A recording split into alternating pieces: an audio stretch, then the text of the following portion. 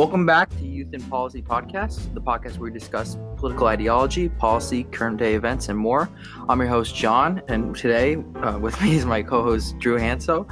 And today we have a very special guest. William's here with us today. William's very active on TikTok and also does a lot of things. Is a very complex person. So Will, thank you for coming on. So I just want to say, I just want to ask, to introduce yourself. How did you get into politics, philosophy, and just what you do? Okay, awesome. Thank you guys so much for having me, John. Thanks, Drew, for asking me to be on the podcast. I'm really excited. So, I make a lot of TikTok videos. I'm a lawyer by trade, but my job is that I make and sell digital courses, basically utilizing the skill set that I learned from being a dating coach in my early 20s and a stand-up comic and synthesizing that with the law. And so I work with like CEOs and stuff like that on frame control. But mainly, dude, I kind of just want to use clout to shape ideas and win in this war of ideas. And TikTok's a really great way to do that, man. I just think it's a really great way of basically exposing people to minority positions and having a lot of people realize that they're a lot different than they were. One of the things I like about TikTok as opposed to like Instagram or YouTube is it operates under the premise you don't actually know what you like, right? And I think that kind of randomness allows for us to basically kind of like wake up this kind of like slumber that we're constantly in. And I think that's why it has such a like long watch time, because we're so in control of everything that we consume. And I think that's very not the human experience. Yeah, and you talked about the structure, and if I'm not mistaken, that's a lot of what your book is about, right?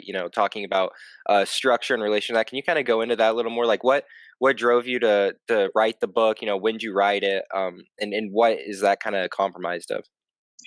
So my book is called The Power Bible, and I wrote it because I was in the middle of a negotiation deal that was taking a very long time for the course. And I was just like, I'm just like not going to just sit here and ideate, right? So I ended up working with one of my best friends on it, Brendan Lemon. And we ended up just making a book on how power operates, because I think that there's so many things that are really dangerous, especially in conversations that really matter. Like there are two versions of ourselves, basically. There's the version of ourselves without stakes and with stakes, and they can be vastly different people. And people not having the awareness of this can lead to drastically different results, and you end up basically accepting things way less than you're worth, and that you don't end up questioning these structures, and you have no literacy in why you feel these ways. And I think that the big problem is that a lot of us don't have a literacy when it comes down to power. I don't know whether that was insidiously done or just like it's just weird to talk about, because it does have the aesthetic of being Machiavellian, right? Where you're like, oh, this is how this power dynamic is operating in this current circumstance. And when I first got exposed to a lot of these ideas, it came from like the pickup artist world and all this other stuff. And so it's like so inundated with misogyny and just terrible people, right? And so it's just like, but there are ideas there that are actually valuable, that can actually change your life. And basically learning how to even get people out of their own, because a lot of people learn their argument tactics whenever they're really young. And so when you're arguing with someone, like you're dating a girl, she's like really great, and then you guys start arguing, and then it feels like you're kind of talking to somebody completely different. And that's because they learned this ability to win arguments by maybe shutting down in a particular way or getting loud. And this is both for guys and women, right? And so being able to break somebody out of that trance or know the real reason on why they're bringing these things up, right, can really lead to you getting a drastically different result. Because we like to think that things were always going to happen that way, but that's not always the case. And a lot of times in conversations, these things are a lot more malleable, even though they have massive consequences on our lives. Yeah. I do want to ask, even though like I just watched your most recent video where you don't specifically subscribe to like any philosopher or ideology, but I do want to ask, like, where do you specifically fall like with your worldview? I know that's a very broad question, but just in general, like I guess how you see or what you like in some way would believe. I have a lot of shared values with leftists. But I am not a socialist. I just don't believe in that dialectical structure. But I do the things that I want, that I'm very passionate about, is Medicare for all, UBI. I mean, the federal minimum wage is also great, but in my ideal structure of a society is I just don't want people to have to work, right? I have rich parents. I want everybody to have rich parents. That's my ethos. Like, I went to college for free. I went to law school for free. A lot of people try to give me credit for, like, oh man, it's so brave that you turned your back on the law. No, I had no debt, right? I had the ability to do this because my parents had money, but did I not have that, I wouldn't be able to take the same kind of risk profile that I did. And the fact that it exists in other places, I just want those things for people. I see how happy my friends in Norway, Sweden, and the Netherlands are. And I just want some of those worries to just go away. And on top of it, I'm just anti-fundamentalism as well. I just think that it's a cancerous threat. And I think we need to honestly do whatever we need to basically get rid of that threat, because it's what made Rome fell. It's funny that a lot of these alt-right guys, they seem so fixated on decadence and the fall of Rome. They don't understand. They're the barbarians. They're not Rome in this. That's not the trade. That time and time again in history, there is civilized society that opens up to free thought and open-mindedness, and then they let people who do not allow for diversity of opinion exist.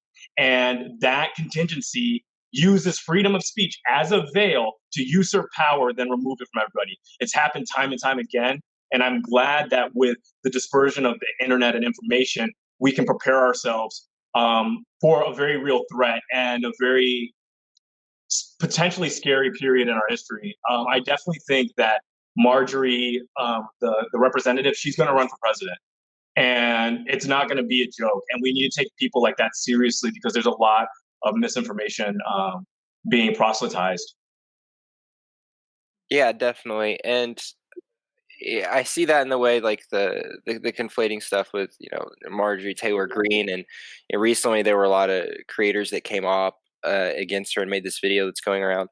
I also want to ask, like, first I'll start, when you did make your book and describing that personal, like, structure philosophy you have. What people did you kind of derive that from? Because I see a lot of different people on your account. You've posted things of, like, Nietzsche. You posted on mine that you were into Lacan.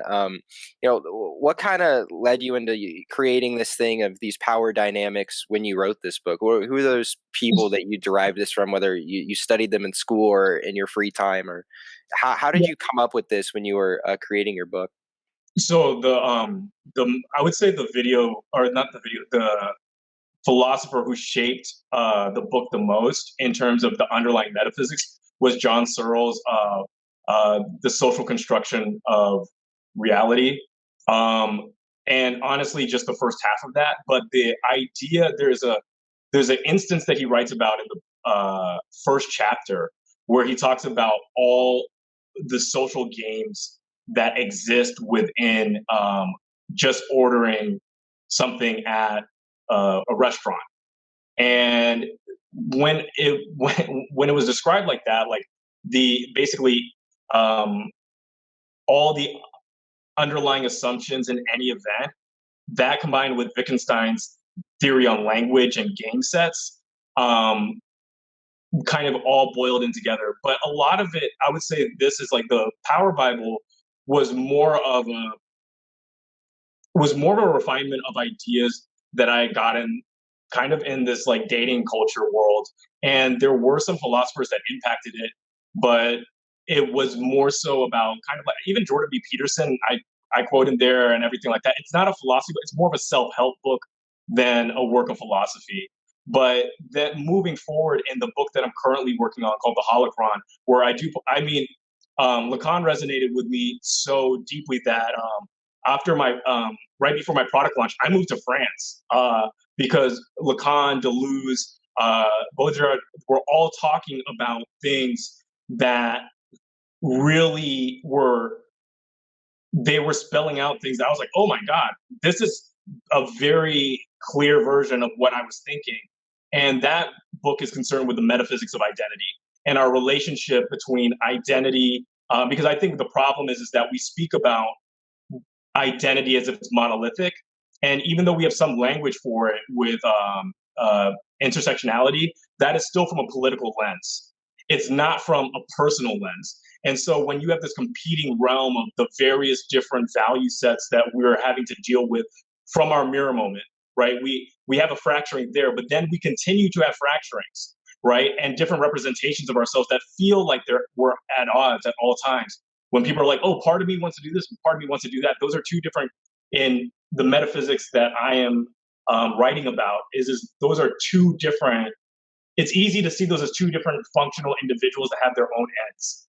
And the more literacy we get to see how culture influences our decisions, how tribalism and how the multiplicity of identities, how we labeling those things and looking at the theater and scenes that they're trying to bring out into the world can lead to us feeling more whole and individuating our experiences.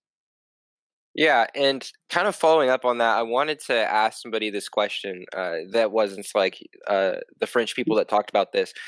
Something that I've noticed within TikTok too, in the way a lot of these people, content creators, is that like Lacan was dead on with the way this works within TikTok. I saw another guy, Intro to Philosophy, talking about this on his live stream, and how subject, object, project is like dead on with the way people try to create these things, and like Lacan's views of like the celebrity in stuff with on TikTok, and the way people desire the desire of others. Do you see that too within this? And how do you think, even us that understand that, I see myself get caught up in that same thing, to where, why am I making these videos? Is because, I want to talk to people and convince them of things of my worldview, or is there also a little bit of me desire of other people in that?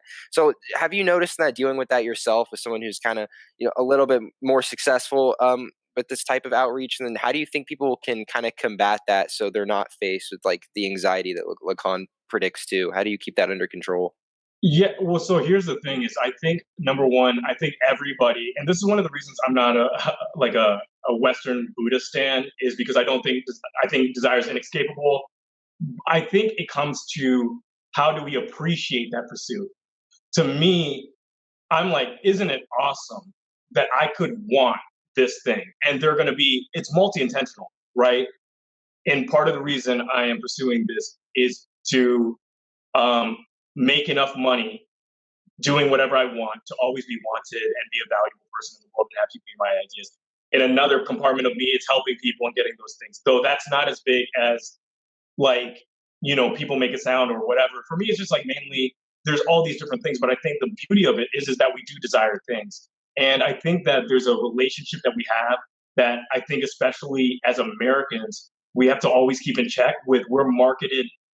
So there's the general desire that people have, but if you hung out with Europeans, they don't have the intensity of wanting that we have as Americans. And that is due to marketing. We are inundated with, you're supposed to be great. And so anything less than Times Square approval, millions of followers, is not successful. So we have to balance our ambition with gratitude and use those in concert. Like, gratitude and ambition almost cannot exist at the same time. You can you cannot have this goal that's in front of you that you are pursuing with an incredible intensity. You have a massive desire, and the thing about desire is it is pain. He's right. Like, desiring is a fracturing thing because it implies that you are not whole right now. And but it's recognizing that and then having gratitude for that experience, which most animals cannot have. Most animals have instincts. Some have desire, but the sophistication of our desire, I think that is something that we need to appreciate. I also think about a big part of the book that I'm currently working on is about reflecting to see where desire comes from, right? Who is authoring that desire? Because sometimes you have desires that are not your own. And it's very important to be aware of that, because there are pursuits that enrich us and then there are pursuits that harm us. And they can look identical due to status dynamics, due to mimetic desire. Like, when I was in law school, I wanted to be on moot court really bad. The reason I wanted it was because everybody else wanted it and what that would mean about me. And that's one of the things I think Lacan's really great about, is the even what we desire to have on our own is about communicating something about ourselves. And it's okay. That's not bad, but it is bad when that's all that there is, right? What is it? Like 4 years ago, I do Yom Kippur. I'm not Jewish, but I think I just a day to fast, think about life, make atonement. And at the time, I had a loose offer from the Marine Corps to be a lawyer for the Marine Corps. They needed people. We had a recruiter come. My grades were fine. All this other stuff. Now, my dad was a Marine, or was always is a Marine, right? And men who served from my father's line go all the way back to Civil War. So there's always been this culture of service and wanting to give to back to America. And so, like, yeah, it sounded all really great. But then I reflected, like, did I really want this?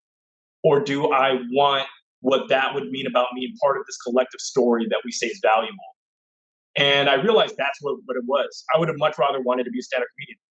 To put in reality, I would still not be done with my military contract if I had followed that route, which would have just been for the tacit approval of the other, right? People that I don't even know, people on the periphery of me. Yeah, you know that's crazy, because like when I was thinking, because I'm not really read up on Lacan, but I am. Guy Debord's Spectacle is something that like I like look into, and the artificial need is like a massive thing on him, Yeah.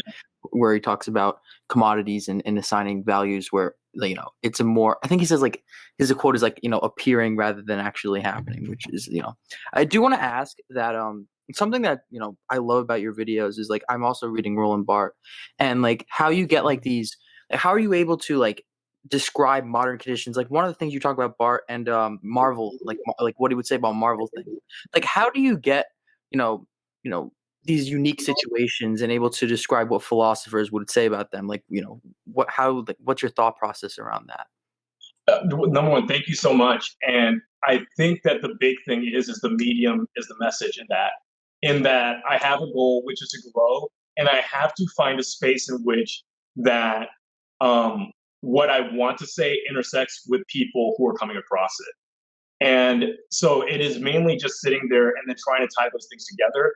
And then on top of that, I think it's because I'm dyslexic, and being dyslexic, I have had to always analogize things, and sometimes because clarity has been difficult for me.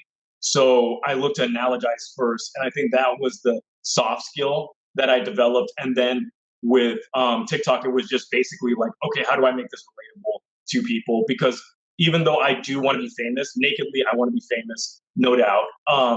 But I don't want to be famous in a way in which I wouldn't respect, if that makes any sense, right? Like, and I think that made me creative or resourceful in that direction.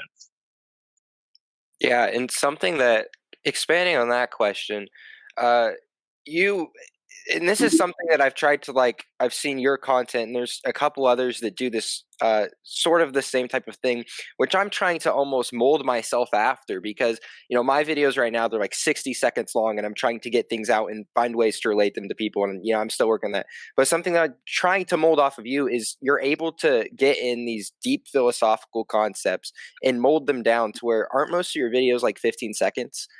And like for a time, yeah. Yeah, so like, and even then, most of them aren't like the long 60 seconds ones. How'd you come up with this format? It's almost like genius to where you're able to work in these concepts, and you know, you have the things where you type them on the notes app, and you know, even like editing this. Where did this come? Like, where did this idea and formatting videos this way come from? Because it makes this like deeper philosophy so much more accessible to the average person. Well, thank you guys so much, and I really appreciate that. It honestly came out of vanity. I have a very difficult time reading a script and not looking like I'm reading a script, and then also like if I'm not like super lean, I just don't like looking at myself on camera. So the reason I use all those same clips at the beginning is I was lean. It was like a time when I was lean, and so I was just like I needed to come up with a way to kind of circumvent basically an insecurity that's kind of just not going to go away. Then the second part of it was initially I just wrote out, I would write out scripts, and I had it at 15 seconds because a lot of I listened to those gurus. And so I just kind of had that as like a hard bar. that I need to figure out how to get everything I want to say out in this amount of time. And then that kind of just became my model, which was like, all right, let me just figure out how I can say as much as I can in the smallest amount of time. And when I write my scripts, I don't write them out as like a paragraph. I write them out as poems so that it fits with like the rhythm of the video rather than it looking like an essay and kind of tricking me into that. But I think your videos are really great. I mean, your explanations of stuff is you're able to break them down in a way that I'm envious of because I have a difficult time, especially just doing that on camera, because you're getting this feedback loop of like all this information of like, number one, I'm trying to express this idea. Number two, how am I looking? Number three, how am I representing myself? Number four, how am I sounding? And while conveying that, I think that's really amazing. And the fact that here's the kind of funny thing, you're more critical of yourself than I have literally seen professors be who will teach for an hour and have no one remember anything. So I do think that this is a lot of the medium is the message where a lot of us are learning how to distill. I mean, when you read some of these guys like Lacan and you're like, or Deleuze, they waste a lot of time, right? They waste a lot of time. Yeah. And making their content kind of inaccessible, whether it's for the aesthetic or maybe it's because when you're coming up with an idea like that and you're actually moving the ball forward, there's a lot of extra muck. But the fact of the matter is that like for you to be even able to represent all of that in such a short amount of time when there are professors there are kids who go through a whole Lacan class not remembering anything, yet there are people in your comments who are going to be changed forever. And I think it's one of those things where it's like you're not looking how to fill up an hour. You're just looking up how to basically get it across as in the most economic fashion as possible. Thank you. That means a lot because one of the reasons that I decided to dive more deeper into those, I saw your pages and other ones. I was like, I need to start doing this because I actually kind of understand this stuff too. So thank you. But Yeah. and then I also want kind of moving to a different area. You talked about how you were in law school and that was an area, but you didn't really want to do it. And then I also watched, you gave like a TEDx thing where you were talking about how you did stand-up comedy for like 300 something days straight. So what's just your story overall? Like, how did you navigate these different things? And, like what'd you learn from each different specific one? And like, how'd you come to where you are? Because very like a diverse things. And then I also remember seeing you on Quora when I used to go on Quora threads shows. Like I recognize this guy from Quora. I've read his posts before. It's like, how did you get all of this into one thing? Like, what's the story here? Well, thank you so much for asking. I'm watching my TED Talk. My friends roast me. They're like, "Yo, like you should have just done a TED Talk on doing a terrible TED Talk." And so I appreciate you taking the time to watch that. So actually, probably I was born in London and I was raised in Hong Kong and then moved to Texas. And being Indian and Black, all of those different things created a weird fracturing of where I am and what's my identity. I also have always been into philosophy. I was double majored in philosophy and history in undergrad. So when I got to law school, I knew I didn't want to be a lawyer, but I just moved back to the States from London where I was studying at that time to be a banker, but I don't like bankers. They're just where the law there is the capacity to do good, and you're around people who genuinely want to change the world, and that might be 30% of your class. That is nobody in any kind of banking feeding environment. They just care about money. And so when I got to law school, basically I wanted to be a professor in the law because I was just like, I want to share information. And I've always been insecure about my intelligence because as a kid, or not, when I moved to the States, number one, I'm dyslexic. And then also I just had a drug problem. So my grades sometimes were bad. And I wanted to compensate for that in some other way. And I kind of wanted that story of like a kid who, like, I overdosed in high school. And so like, and they try to expel me. And so I wanted that story of like, yeah, like I almost got expelled in high school and now I'm a legal professor or whatever. I think the law is really profoundly interesting. My dad told me this: elephants can paint, monkeys can play the drums, but only man has the law. It literally is the civilizing force that makes humans humans. And when he said it like that, I was like, this is really interesting. But when you get into the practice of it, they're worried about split like commas, all this. So I just knew I just didn't want to be a lawyer. And stand up was available in Chicago. And my concept was there are not that, I can outwork most of these guys because all these guys have character flaws. And I have the same perspective of them because I've been on the outside for most of my life. So that's why I kind of chose stand up to just double down in. Because in terms of stand up itself, and I'm going to get heat for this, is not that hard. Living with stand up is hard. It is an art form where the entire time you're just trying to get the canvas to paint on. But when you think about how many people are trying to be famous stand-up comedians, at any given time, there's like 8,000. Most of them aren't in cities that really are going to be able to help their career move forward. And then a lot of those guys have drug problems. So I was just like, okay, I can mathematically beat these people out. And then I just focused on stand-up really intensely and just try to see where that would take my life.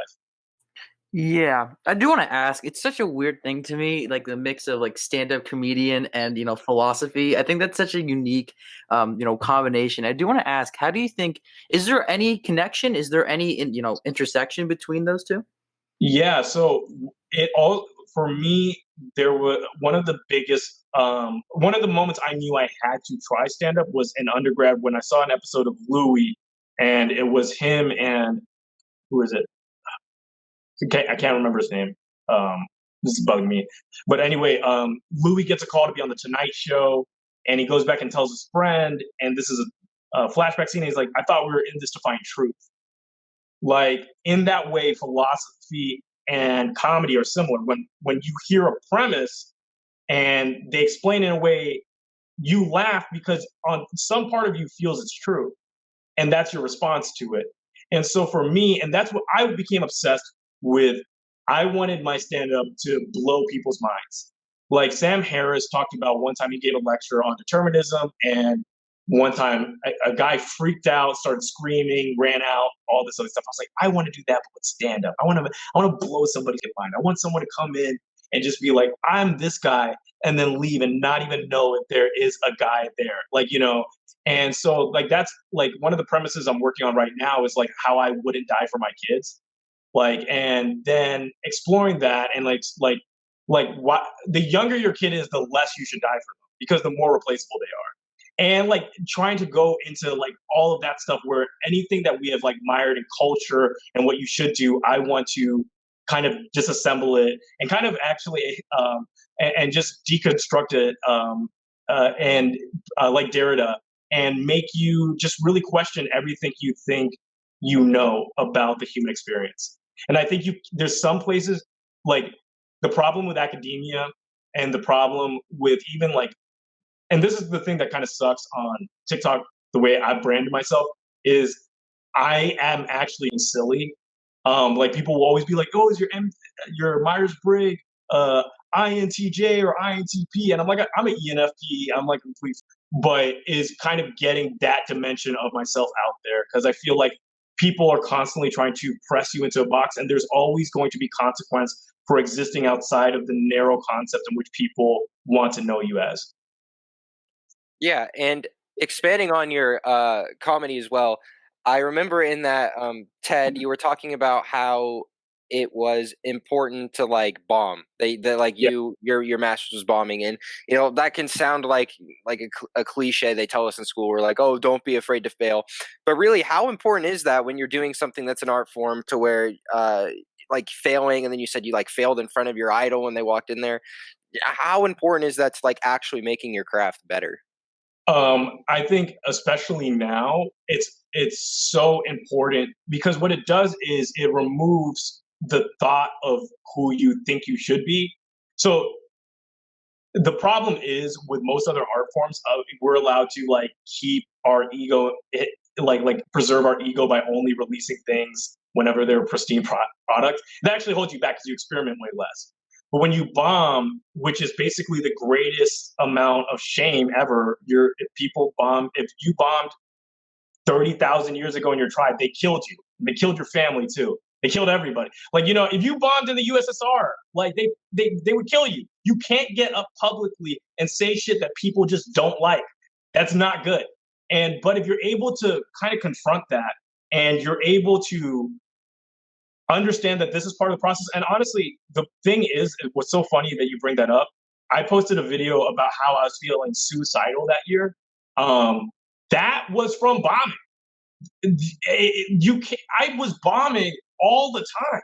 So you go up and it's just this massively fracturing experience that you feel a level of worthlessness. And I think I didn't let a lot of that land. But yeah, like bombing sucks, but it is really necessary in kind of constructing an anti-fragile character. And I would say this is all the bombing and stand-up is nothing compared to when you are in the dating realm, going out and getting rejected by a bunch of girls, and that people that you're attracted to, and then them actually saying your worst insecurity to you. Though, and doing that sober, and you're like, it's like a psychedelic. It's like a bad trip. I've tripped a bunch, and I would still say the moments of like just going out and getting rejected for like 3 or 4 hours straight pushes you so outside your head. You're like, I am worthless.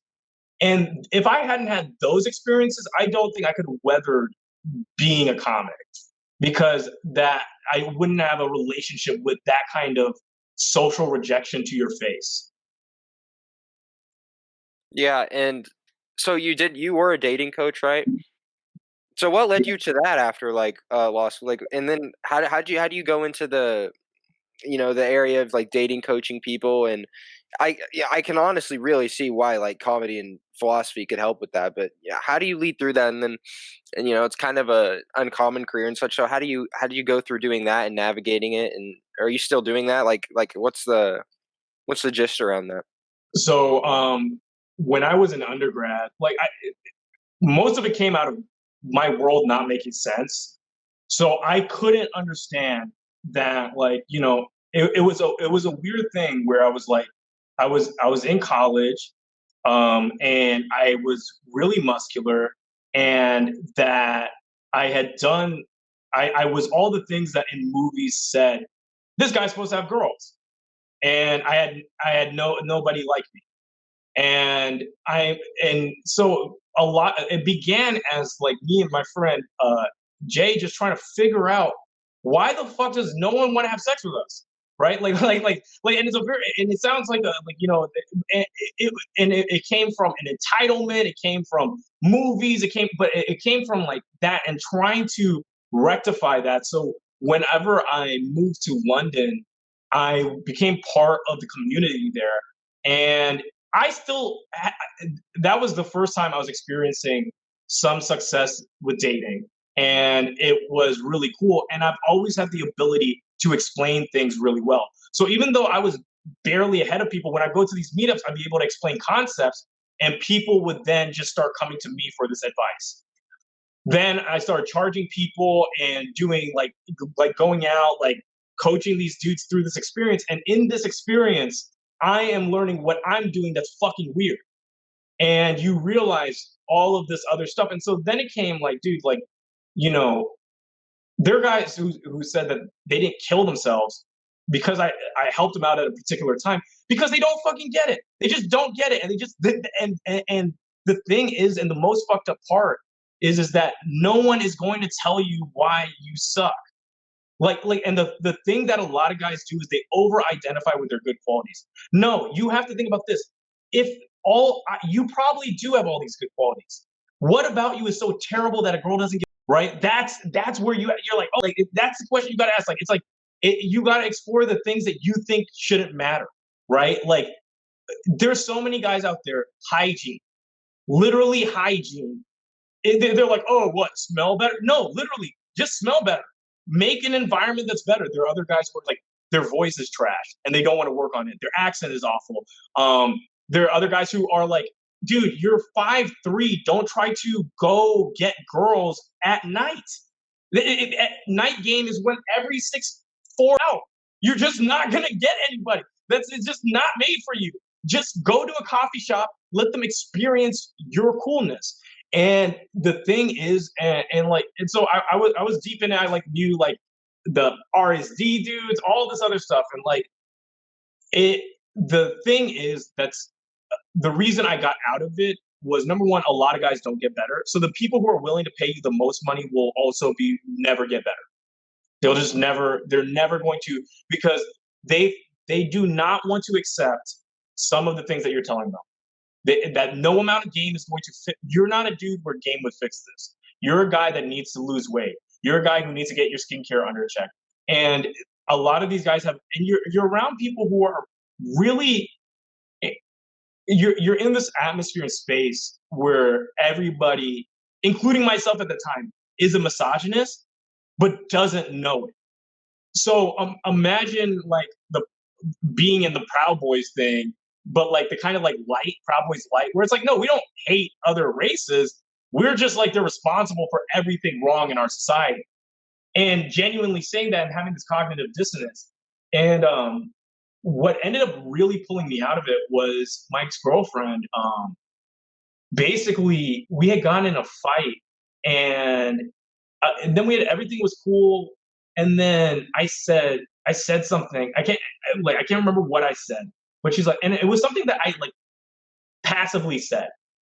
Oh, so we were spending a weekend together, and she was actually, this was before we were dating, and she was cheating on the person she was dating with, but she didn't want to hook up all the way or whatever, right? And I was like, that's fine, whatever. But I was like, I feel weird about this, kind of. And so I was just sitting there, and I was like, you know what? I realized I feel weird about is that my friends are gonna think I'm lame for not smashing. I said that out loud, and I thought I was just having a realization about me being a out loud. But what she said to me that really landed was, I had no idea you were this poisoned by it.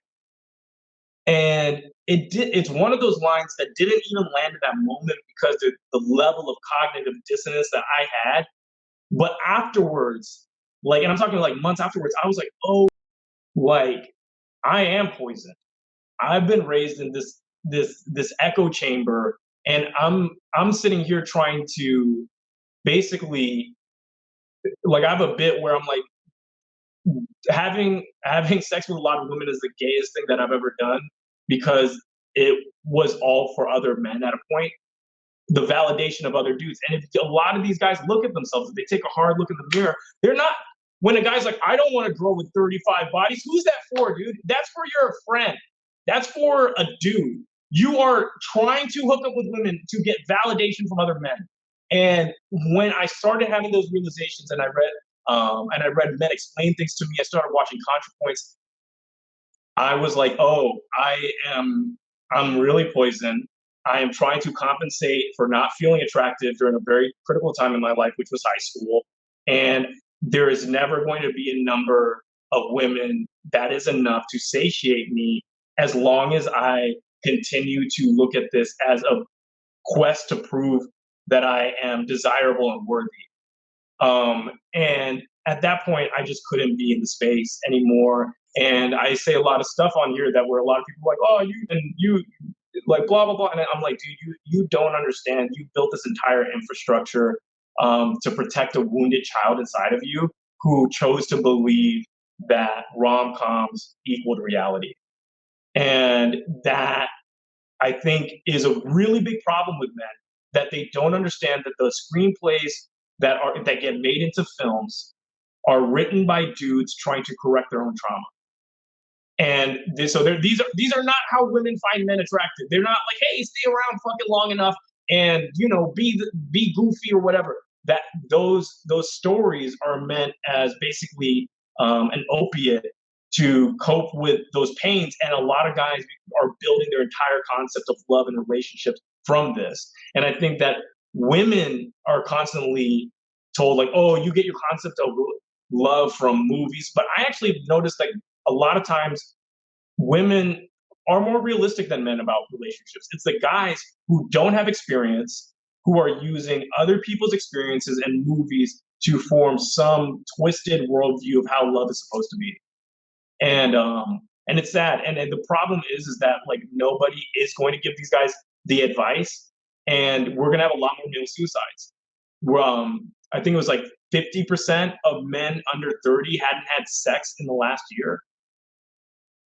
A lot of this Trump extremism is coming from lack of positive female attention, and so building an identity around hypermasculinity as a way to treat it. That's why all these guys are traditional conservatives, because that's back when there was enforced monogamy.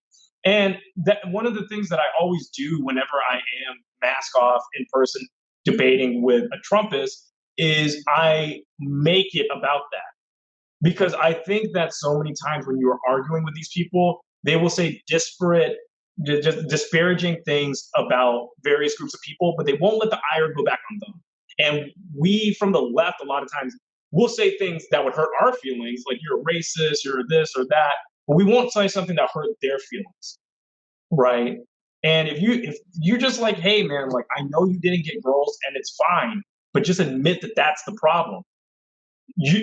That cuts, because that's why they're building up this. That's why they're going out and shooting guns, because they're like, if I am just masculine enough, girls are gonna want me. And it's just like it's not what you think it is. Yeah, so there's all these bad memes that are about, and that's why it's important for like guys like you guys to get important ideas out there, because ideas have their own life. And that they can ruin lives or they can change lives. And if you can just dispense more ideas better than your competitors, eventually there's just going to be a lot more happy people. Yeah, and this is kind of crazy because John and I had a forum 2 weeks ago when we were talking about, there was a lot of discussion on misogyny and the alt-right pipeline. Yep. The alt-right pipeline one was about a week before, and then we had the misogyny one where we had feminine creators come on and talk about their experiences with that. And then something that we noticed is that we had some people on here, and there were people that were like centrist, and they were also on the right. And at first people were talking about, they were like, okay, so the most like presupposed common denominator within the alt-right must be like a sense of white nationalism or this. But we were like, we actually found out, we were like, this probably isn't the case, because a guy showed up who was center leaning, and he was like, well, actually there's a lot of these minorities within the alt-right. There's Asians, you know, there's black people, there's Latinos, all in the alt-right. And everyone was like wondering, this was like a rebuttal. It's like, oh, this can't be about race. But what we ended up finding and discussing is that the most common denominator, which is overwhelming within alt-right circles, is masculinity. Masculinity, the perpetuation of it, you know, the pointing of what you talked about, this hyper masculinity thing. This is what the alt-right uses to appeal to people, especially on the internet. We talked about how, and this is especially relevant to you, because I was talking about how I used to be like really into, you know, the men's self-help stuff at the beginning of high school, because I was insecure about my appearance. So like I watched guys on YouTube like Alpha M and teaching men's fashion. And We're all being raised by the same men. Yeah, everybody had this phase.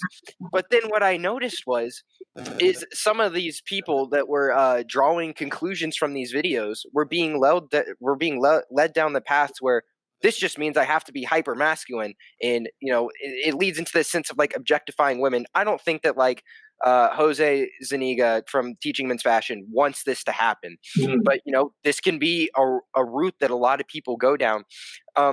So yeah, I mean like men's self-help can go two ways, and like, yeah, that is so important to open up another route, because those channels, like I live stream with some other guys sometimes at nights when we talk about this.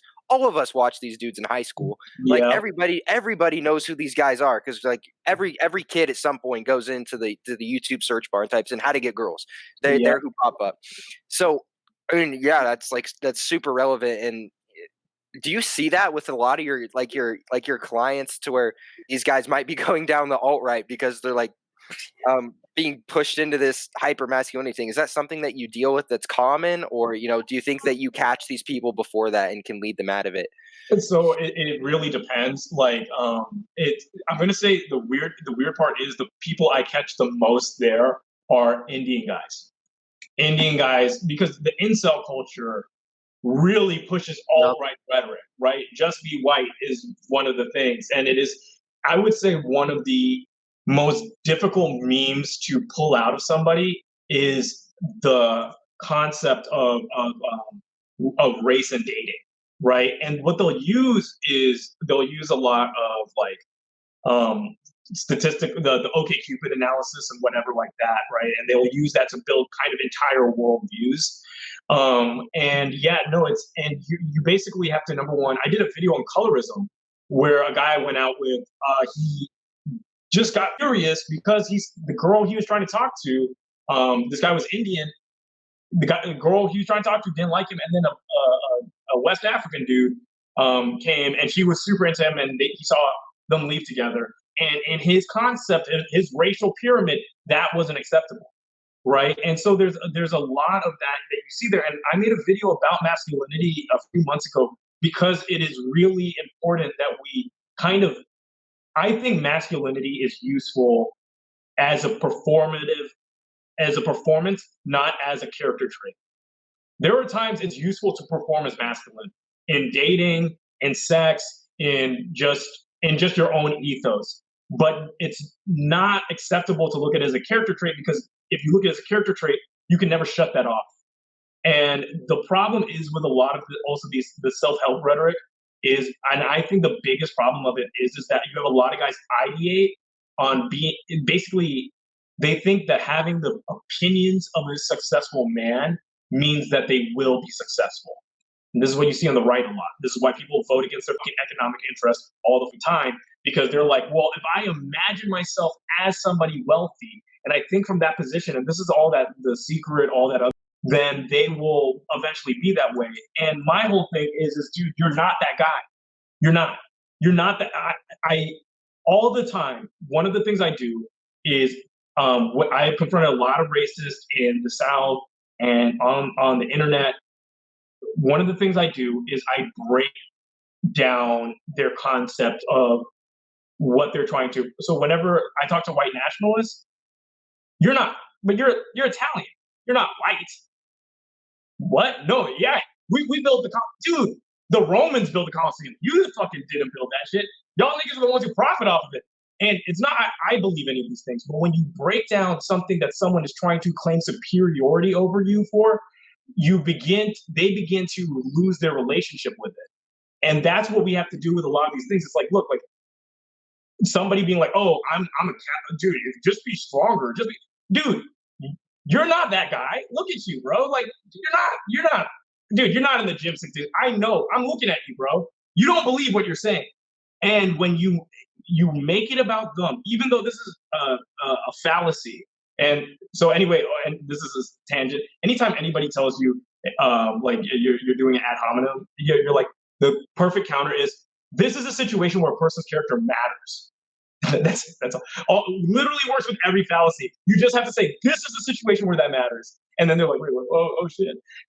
But when you are talking to these people, you just have to break down their relationship with it and show that cultural narrative, that myth, they're not a part of it.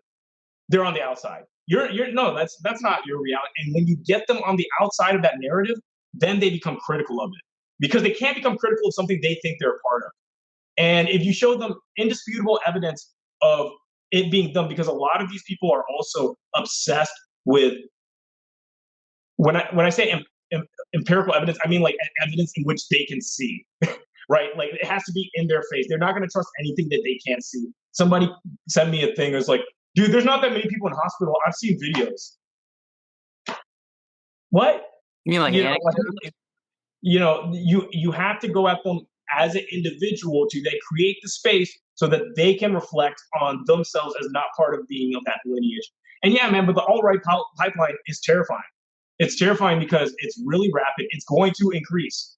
The less economic options there are available for people, they are going to go to more simplistic narratives in order to explain the world to themselves. And they're going to get in this mythopoetic dialogue of how I am a warrior. I am a Nordic warrior, strong, blah, blah, blah, blah. And it's like, no, you're not, dude. Look up your family tree. You're just fucking not. And the thing is, one of the reasons I think it's really important, even in the Black community, I don't like cultural, so I'm working on this video about how the very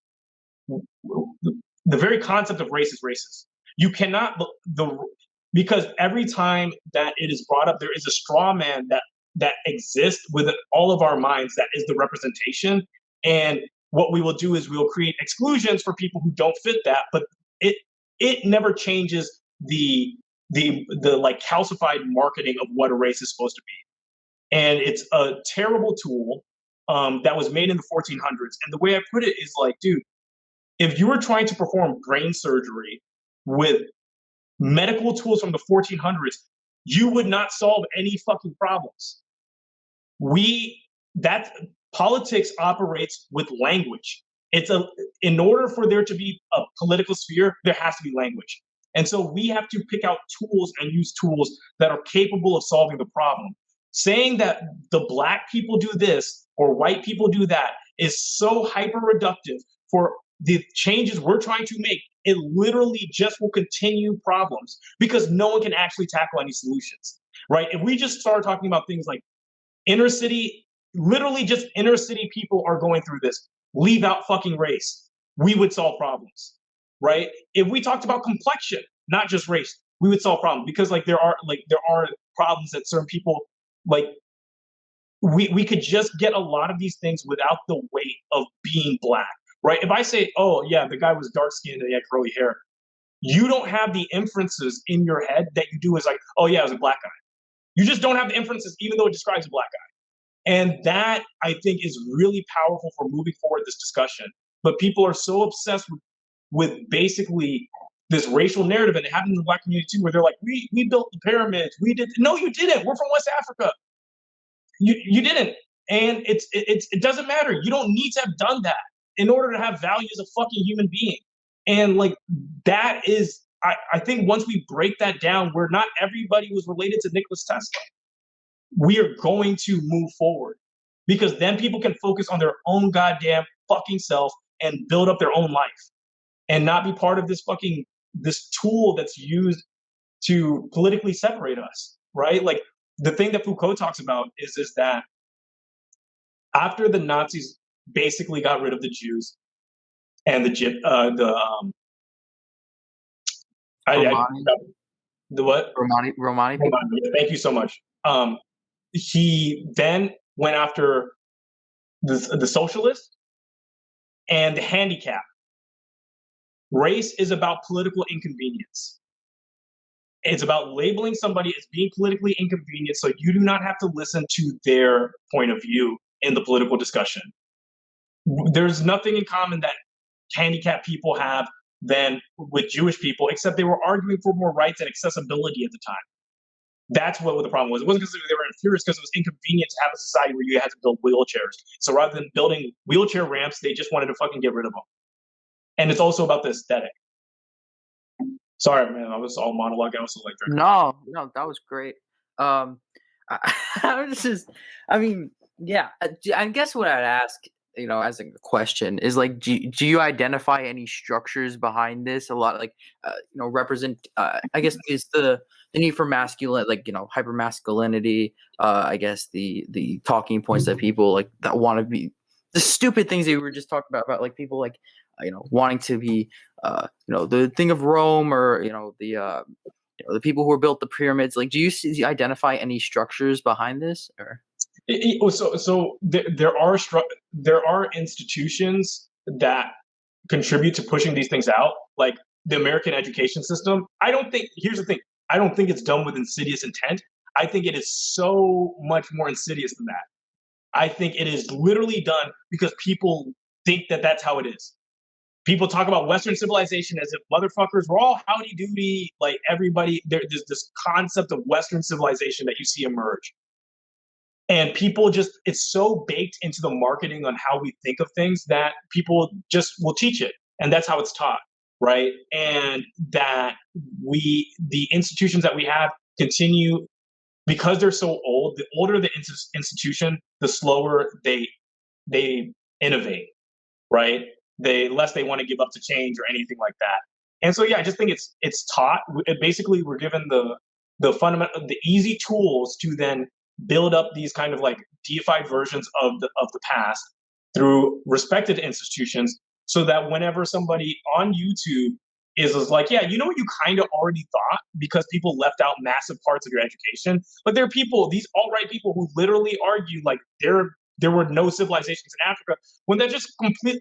Mali Empire, a lot of the West African and Senegalese did advanced metalworkings at the same time. There is a litany of evidence. They don't acknowledge it, right? Because it's easy for them to not acknowledge because you were never taught that. And so if it's not taught to you, then they can take advantage of your gaps in knowledge like a conspiracy theorist and then shape it in a particular way. And one of the things that really comes up a lot, like, is this kind of like this, is the, so like in the subtext of a lot of race realists, and my best friend growing up was a race realist, and I didn't realize it until we had terms for it, but he showed me all this shit from 4chan that made me racist against myself. And what you end up start doing is you constantly look to discredit things that exist, right? That's a lot of the reason why conservatives hate affirmative action, right, is because if it's very hard for them to hold on to the model of them being academically or more intelligent than POCs, especially Black people, and so they want to come up with a way that's easy to discredit it, right? It's one of the Ben Shapiro's a huge fucking racist, like, and you know that by the fact that he said that rap's not a music. The first thing you want to do if you want to basically demean and dehumanize a group of people is say that their art isn't even art. It's the whole concept of class. Class will not acknowledge other branches or other types of art because then it basically creates a standard that they don't have to compete with. And and so like I think one of the most important things is realizing there are these institutional gaps, especially in education, especially education young, where people need to be taught a more holistic concept of history, and that we need to. This is one of the reasons why I like TikTok a lot, is because you end up getting exposed to just regular fucking Black people. Like, Rihanna's not a real Black person. Rihanna is Rihanna, right? A$AP Rocky's A$AP Rocky. So your concept of them never really changes.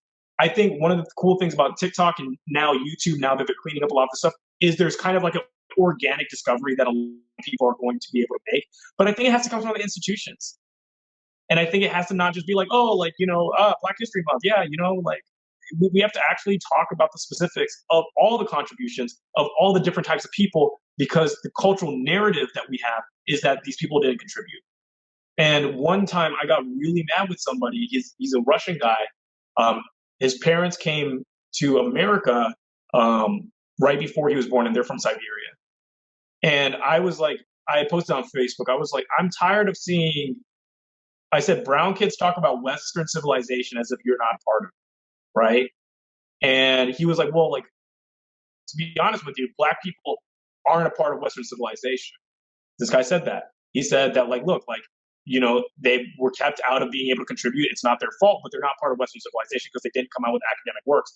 I said, dude, if that's your standard, then 99.9% of all people have not contributed to Western civilization, including your family. But I'm not like that. That's not kind of what you meant, right? And then I said, okay, well, let's take this back, because like I was like, the interesting part of it is like, you have no problem segregating history and segregating contributions. What my family has been back here since the 1600s. I can trace it back. Your family's from Siberia, dude. You're not part of Western civilization. That's under your concept. I don't believe in that because I believe in the cultural story of America and the melting pot. But what you're saying is just because you're white, you're given access to the complete catalog of American experience. And I'm not going to do that. The reality of it is that we all have a diverse structure, but we have this real fiction, which is being American or being whatever country you're from. And when you get access to that, you get access to the whole history. That's all of your history. And he bowed out of the argument. But I think that it's really important that we constantly talk about the multiple contributions of people, and not just make them about academic contributions, make them about all these other things, like early Chinese immigrants building the railroads and infrastructures and all these other things. That's so easy to gloss over. Those were people's lives. Their fucking lives. That's everything they ever were. That's everything they ever did. That's their contribution. And I think it's really important that we need to keep saying those things and have pictures of those things, because it's easy to do a large erasures for history. Because John and I talked a lot, and on our forums we were discussing what we could do. So it's like, as you were talking about the masculine thing earlier, as to like something I try to do is like I still like would consider myself like a left individualist. So like prepare like when addressing like the masculinity things, I'll appeal to not necessarily the masculinity as the character trait as you were talking about that's bad, but like masculine senses and like what's seen as a good masculine thing was like that people see who perceive themselves as this is like building things with my hands and creating things. And so like I'll appeal to that. And like you made a video on alienation where you're like, this gets rid of man's nature of yearning to create and all that's left is like the animal to consume. So, I'll appeal to that. And that's a way to get them over. But something that we lack, and you've already talked about this, is like, we haven't been through the same, like you had obviously probably around like 7 years of college if you got the JD and whatnot, the systemic things that contribute to this, and especially with like the education system and whatnot, you like the being perceived as Western culture in general, and then that's also kind of bad that we do that because we also talk about how like it's bad when they put the individual initiative on people that we have to do this when that problem itself is systemic.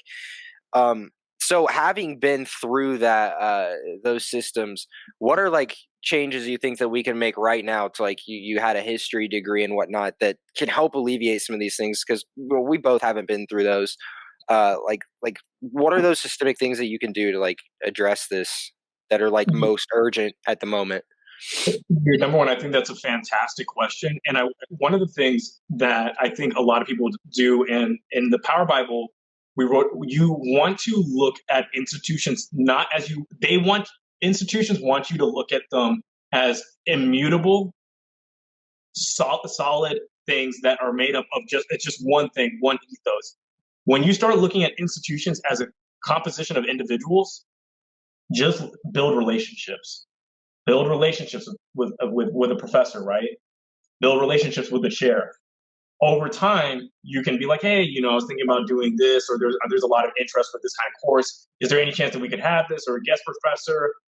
It's about the slow migration into a change in ethos rather than like the problem I think that a lot of times people have is they don't understand how lasting change is done. Lasting change isn't when you hold somebody at gunpoint a lot of times and with a lot of these institutions. Now I understand with civil rebellion, all this other stuff, but like with schools, it's literally just building a relationship with the chair, getting a bunch of kids to sign a sheet of paper saying like, hey, would you be interested in this said class? Could this be taught more often? Could we get this guest speaker in to our department to speak? They're over here. I would really appreciate it. Starting groups that don't have the name. So one of the big things that I think the Black community does that actually, I think if we didn't put Black in front of the BET Awards and just made it awards, but by BET, like the same, everything's the same, but just like not the BET Awards, that would be a cool ass fucking thing. It has to be accessible to everybody, right? And the name has to feel like it's universal. So just making a thing about like, hey, like, cultural or blah blah blah pride. And here's the thing: it's like I think the more pride that people get in their individual cultures, like the more Irish people start looking at themselves as Irish in America and looking at their own history, we can break down these monoliths so that people won't see that these other kind of things are things other than them, right? And I think that those kind of decisions can happen when you garner interest, and also you having your following. Having a following is the most powerful thing because it is literally like a numerical, just a number on how much someone should respect you. In the modern day, that's basically what it is. If you have a certain amount of numbers of people, that means that you are this level of important. And so I think just continuing to build your following, right? And do those things. But I would say it starts at the professor level, and I would just start having conversations with professors, get guest speakers in, do all that stuff, have conversations. Dude, change is so much more casual. When change is formal, people resist it. When it's casual, they're like, oh shit, is this what this fucking is? Oh shit. Dude, I had no idea that do you guys watch Consequence? I haven't seen it. No, what Wait, is Consequence? So she's a trans YouTuber who makes literally amazing theatrical explorations of ideas. She used to be a PhD philosophy student at Northwestern and takes on a lot of social concepts. If you had told me that I would retire my concept of masculinity from watching a trans woman's video on YouTube, I wouldn't. And that began with her talking about incels. I would have never thought it would have been that, but it did. It happened. I watched a couple YouTube videos and was like, "Oh fuck, I'm being an idiot." And the thing is that can happen more and more. The more you just send out shit that you're interested in, having conversations with people. I tell people this: I speak fluent Republican. The part of the reason I don't want to have debates like like a lot of people in the political thing, there's this debate structure. Debate doesn't change anyone's opinion, right? Everybody's there. They're like, I fucking hate you. You fucking hate me. I'm trying to make you look stupid. I'm not going to accept your thing. Everybody's doing it in bad faith. You can change a lot of people's opinions if you just have a discussion, right? And you're just like, hey, like, like blah, blah, blah. And then one easy way to do it is just to give them the space to sound like a shitty person, but like give them that space and then kind of break it down. Where you're like, I don't feel like, like you embrace a lot of traditional values, and letting people die is, I just, and like whatever. And then the thing is then you just kind of move it to things that are, you can just get dropped from your healthcare coverage. I also try to appeal to people a lot of conservatives will never be compelled by collectivism because they cannot give a fuck about the collective. They just can't. They can't find a way. So I just make it about them as a person. Oh, there are a bunch of people who, like, you can lose your insurance because you have cancer and lose your job, right? And isn't it weird? Everybody's had a shitty boss. Why would you put that person in charge of whether or not your daughter dies from cancer? That's fucking weird.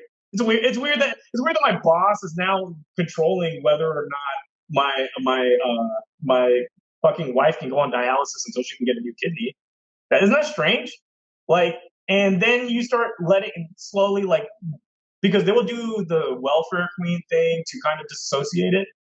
What I do is I always make them sound hardworking because that's what they want. They're like, oh, like, no, dude, you like work really hard, dude. And it's really unfortunate that you work super hard and you pay proportionally just like less in taxes than a lot of these other people because they're just taking advantage of these like tax code things. And if we had a VAT tax, there'd be no way for them to do that.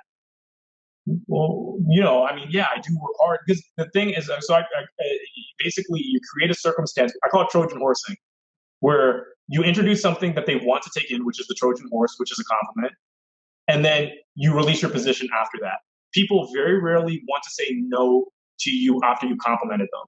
And so and to make it a real compliment, every one of these guys, like, hey, like, I really do understand you're a free thinker, and I think that, like, dude, anarchism has some like really great things in concept, but I just feel like it's not, you seem like such a reasonable person. It just seems like, it seems just really unreasonable to think that we can exist as 400 million people in anarchy, right? Wouldn't you say, like, that's kind of like, and then that now they wait, am I not a reasonable person? 400 million people in anarchy sounds fucking crazy.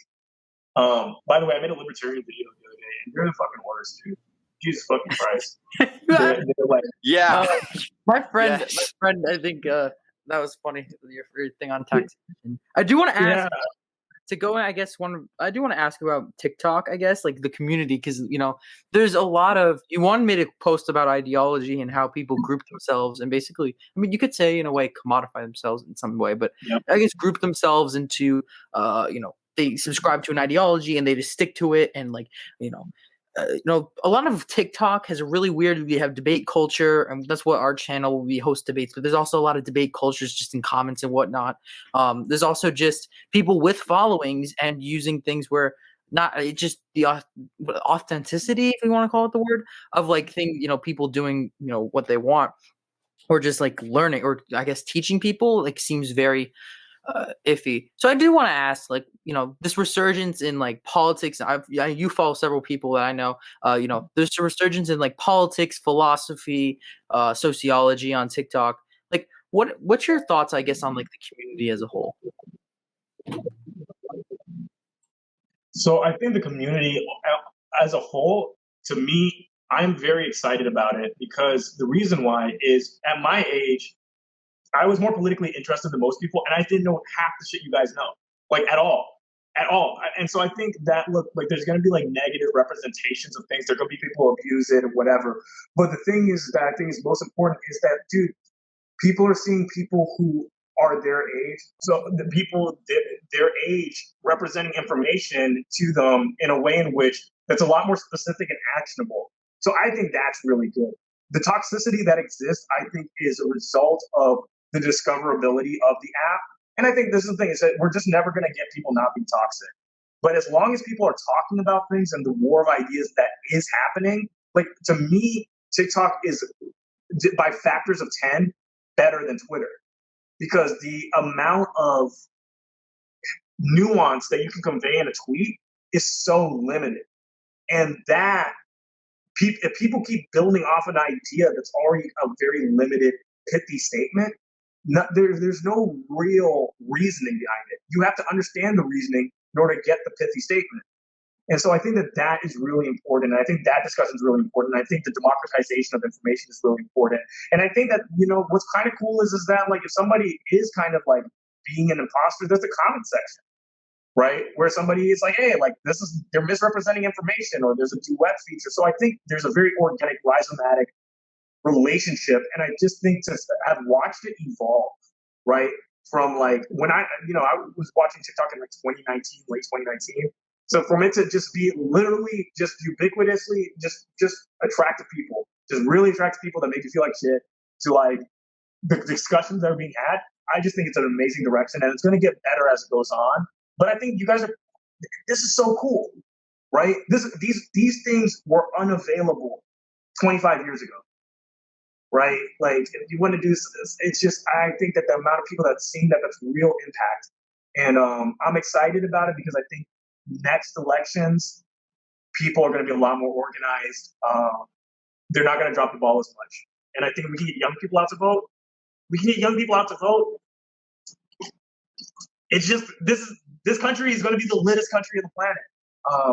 And we can just get people excited about it and keep debunking bad ideas. And I think the discoverability of right-wing, alt-right ideas with Twitter closing down accounts and YouTube closing down accounts is great. I just, a lot of people are like, the tech doctor. I was like, motherfuckers, like, this dude is like, dude, this is against freedom of speech. I was like, no, it is literally Twitter's freedom of speech, because institutions are persons due to Citizens United, which is a terrible case. But in this one case, so they can say no to whoever the fuck they want, including the president. That's freedom of speech. That is the actual manifestation of freedom of speech. And if you're telling me to feel bad for a guy who's got like thousands of warnings for spreading misinformation. So yeah, I just think that TikTok is really great for people. The better ideas are going to win out. And I think that that's what's really cool about it. I just wish TikTok allowed people to get fucking tips, man. Like, that would change the game. It would literally, we have to start tipping creative people. Like, it's so, I do want to say this, like, I made a video that we should basically be tipping content creators on their work themselves, not on fucking lives, on the fucking work itself if they can. Mm-hmm. Because I'm not against tipping an Uber driver for Uber Eats. I do it every time. But it's weird to me that I don't have the option to do that for somebody's video who fucking changed my fucking life. Right? Like, we basically, and the thing is that people are like, well, why don't you guys unionize? Unionizing doesn't work when you have too many fucking people. That's what people don't get. I had a bunch of people from Europe saying, like, if America just unionized better, nigga, you're from fucking Sweden. Sweden has 9 million fucking people. We cannot unionize. We cannot hold the line because in America, there's 400 million people, but on TikTok, there's 1 billion people. How as creators can we get people to hold in solidarity? There's no fucking way. And also, it literally would make the platform richer, and it would give a metric of how good something was. If people are tipping a fucking video in like $37 or whatever, if I make a video that, let's say somebody makes a video and it's like, hey, like and comment on this because I want to get more views than my sister. And someone likes and comments on it, then the Intro to Philosophy guy, fucking love his content. He makes some video breaking down fucking Hegel in 30 fucking seconds. And I'm like, bro, you outdid all my philosophy professors. You're amazing. This is great. the algorithm literally views those events as equal pieces of content. Right. And they're fucking not. And the reality of it is that we need to get in the culture of tipping creative people because, dude, I have 152,000 followers. Why the fuck do I need 13 times more people than I will ever meet in my entire fucking life to pick to follow me? And I'm still fucking trying to figure out how to monetize this thing. The amount of value that's being created is unfucking imaginable. The problem is that we do not have the apparatuses to communicate value to the people who are making it. The thing that made me the most mad about the Wall Street bet situation is there were billions of dollars changing hands for fucking nothing, by the way. There is what value was in that scheme? Literally nothing. And both the hedge fund managers and the fucking guys on Reddit went to their favorite YouTuber or favorite fucking TikToker or whatever as a form of entertainment. And those guys made sense. The reality of it is that most of the value being created now that people are consuming is done through content creation, and there needs to be more apparatuses to do so. And I think that content creators need to actually become sophisticated in what we're asking for in terms of like, yeah, getting paid. Yeah, and on Wall Street Bets, what a lot of people don't realize is that the guy who set that whole thing up, Deep Fucking Bets was this thing. That Reddit thread has been open for like a couple years now, and it used to be full of like geniuses, like these guys that really understood the nuances of the stock market. But then with like the rise and like the praising of people like Elon Musk, that thread filled up with a bunch of these like edgy 15-year-olds that wanted to be the next Elon Musk. So this Deep Fucking Bets guy, he bought $700 worth of some crypto back in 2017. He flipped that into $33,000, invested that $33K into GameStop 2 years ago. This has been a scheme that he has set up himself for 2 years, and then he propelled this, and he managed to use like, you know, these like impressionable kids to think that they screwed over the hedge fund managers, in which these guys have insurance, like they have risk insurance and stuff, and so they didn't really lose a ton of money. And this guy he has a net worth of $40 million now, and he's like a hero. So yeah, we got to be careful about who exactly we give these to, and it is unfortunate that they treat people that do things like he did, and then like people that put a ton of nuance into their stuff they're saying. And yeah, that's why I see a lot of creators moving to like Twitch and stuff, because that's the only way they can make any money. So just to wrap it up, you know, it was interesting you talk about value and all, like, you know, you have like 152,000, and like it's crazy because like a lot of things are like conflated, because like, you know, me and Drew, like, you know, we have this friend named MJ. He like raised like himself with like his friends and like me, and like we've raised like $13,000 for Yemen and like relief, and then another like 2,000 we raised for like the Stonewall Foundation. So it's like, you know, a lot of things, like going back to like the beginning of like TikTok getting big. I think that like not only is it big for like intellectual discussion, but it's also like the amount of people like taking their followings and like putting into like charities. I think it's like, you know, I think it's honestly like really weird, the fact that people have, I guess the maturity would be the word. But yeah, that's not, I guess, you know, to put it into a question, you know, to wrap it up, like, I guess, are you happy, I guess, how everything's going, you know? Oh, yeah, 1,000,000%. I mean, number one, I think that's amazing that you guys raised that much money for Yemen. And I think that like the fact that you were able to basically see a problem I've known about and done fuck all nothing for, right? And most people either know it is and don't care, and deliver consequence is really cool. And I think that like, you know, I just got done complaining, but I do think it's really awesome that it gave me an apparatus to sell a lot of my books. And it's the one thing that I've told people where it's like, dude, if you just, there's been very few things in life where if there's a point that if you achieve a level of success on there, that every single one of your dreams come true. I have friends who are working 100 hours at law firms that do not have the ability to do what we have to do with this app. And I think that's really exciting. And I think it's really exciting because with building that following, you're going to be able to do things under your terms moving forward more and more. And that includes living the life that you want and being able to communicate the value that you want to people in expedient fashion in which they need it. I mean, and I think that's really, really cool and really important. You know, I just think it's really great that you guys raised that much money. And it wasn't for a school project or anything like that. It was just fucking because you wanted to. Yeah, that's more of my friend MJ who does a lot of that stuff, and some of my friends who have asked us to do stuff. But with all that, thank you so much for coming on. This was an amazing discussion, probably the best podcast I've done lately.